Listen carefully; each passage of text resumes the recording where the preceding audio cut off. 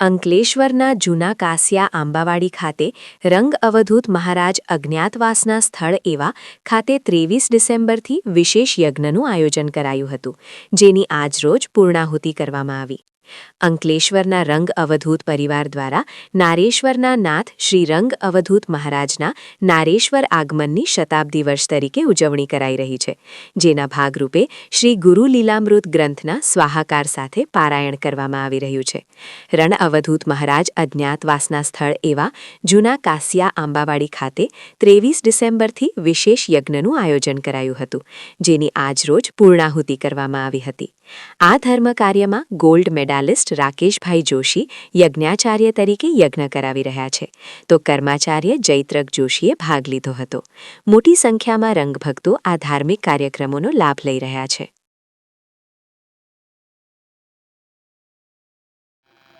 ગુરુદેવ દત્ત. રંગ મારી પ્રાણ શક્તિ, રંગ મારી સાધના, રંગબિન કોણી કરું આ જગ્યા આરાધના.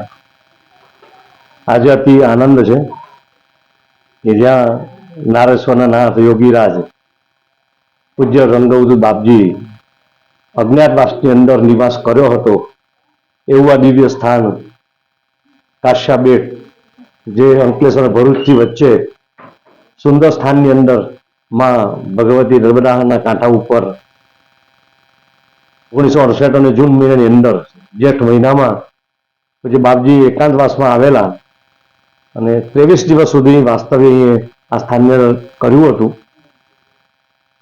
ત્યારે 13 દિવસ સુધી તો એવું હતું કે કોઈકને જ ખબર ન હતી, અને આ જ રૂમની અંદર એમણે એકાંતની અંદર એકલા રહ્યા હતા. પછી ધીમે ધીમે બધા ભક્તોને ખબર પડી, અને એક અવધૂતી પરંપરા છે કે જે સ્થાનની અંદર બાપજી એક ચરણ પણ મૂકે ને તો ક્યારે ને ક્યારે ભવિષ્યમાં પણ એ વિકાસ પામે જ છે.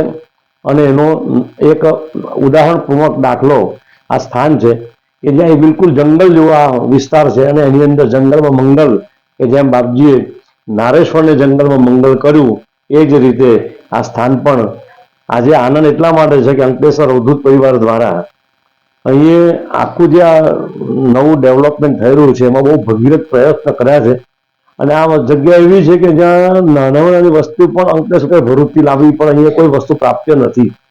ને એ સ્થાનની ઉપર અત્યારે બહુ ભવ્ય યજ્ઞ, કે એની અંદર 3,04,000 આહુતિ અંદર આપવાની એવું ભવ્ય અતિ ભવ્ય યજ્ઞ શ્રી ગુરુરામ સ્વાહાકાર, કે જે બાપજીએ એ ગ્રંથની રચના કરી હતી, એને 19,005 દોહરા અને જ્ઞાનકાંડ, કર્મકાંડ અને ઉપાસના કાંડ એ રીતે સુંદર એનું લેખન કાર્ય કર્યું અને જગતને માટે આપ્યું.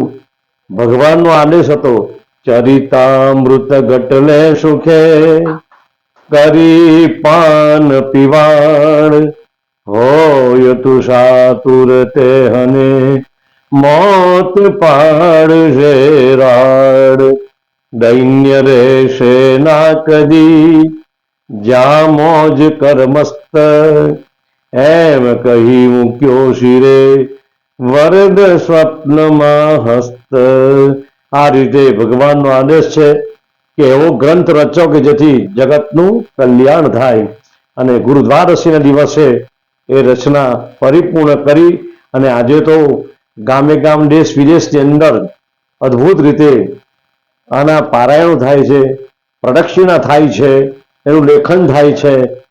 ગાતા શરીરને સહસા કામ, એના અધ્યાયનું અલગ અલગ રીતે મહત્વ છે. અને આખો જે આ ગ્રંથ છે શ્રી ગુરુરામનો ગ્રંથ 16 બ્રાહ્મણો અને 4 વેદના બ્રાહ્મણોની સાથે આ સ્થાનની ઉપર યજ્ઞનું એ કાર્ય થતું હતું. આજે એનું પૂર્ણાહુતિનો સમય થયો છે. દૂર દૂરથી બધા ભક્તો અમદાવાદથી લઈ સુરત સુધીના, વલસાડ, ગણદેવી સુધીના બધા ભક્તો દર્શન માટે અવિરત આવી રહ્યા છે. અને શ્રદ્ધા છે, વિશ્વાસ છે કે આ જે જાગતું ગામ જે છે એ ધીમે ધીમે એક અલૌકિક ધામ યાત્રાનું બની જશે, એમાં કોઈ શંકાને સ્થાન નથી. અને આ જે કાર્ય થઈ રહ્યું છે એની અંદર બાપજીના અસીમ આશીર્વાદ તો છે જ, પણ સાથે શ્રીરંગ અવધૂત પરિવાર અંકલેશ્વરનો ખૂબ સહયોગ છે. એના તમામ ભક્તો દ્વારા રાત દિવસ 1-1.5 મહિનાથી આ યજ્ઞની તૈયારી કરતા હતા અને આજે ભગવાને કૃપા કરી આપણે પૂર્ણાહુતિ તરફ આગળ વધી રહ્યા છે. મારી દ્રષ્ટિએ આ જે યજ્ઞ છે સામાન્ય યજ્ઞ નથી. ખૂબ જ કાળજીપૂર્વક આની અંદર આખો મંડપની રચના સ્તંભ દ્વારા, જેને શિવ યજ્ઞ કહેવામાં આવે એવા શિવ યજ્ઞ મંડપની અંદર એ યજ્ઞને અગ્નિમંથન દ્વારા અગ્નિ પ્રગટ કરી અને એનું આ કાર્યનો પ્રારંભ કર્યો હતો. અને આજે જોત જોતાની અંદર હવે પૂર્ણાહુતિ તરફ આગળ વધી રહ્યો છે.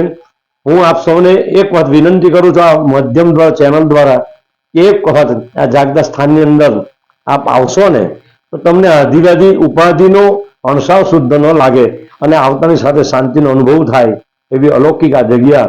એમાં એક વખત પધારો. આપ સૌને આમંત્રણ છે. બહુ સુંદર સ્થાન છે. આપ સૌને મારા ગુરુદેવ દત્ત.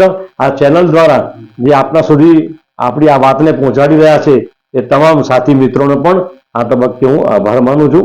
ગુરુદેવ દત્ત.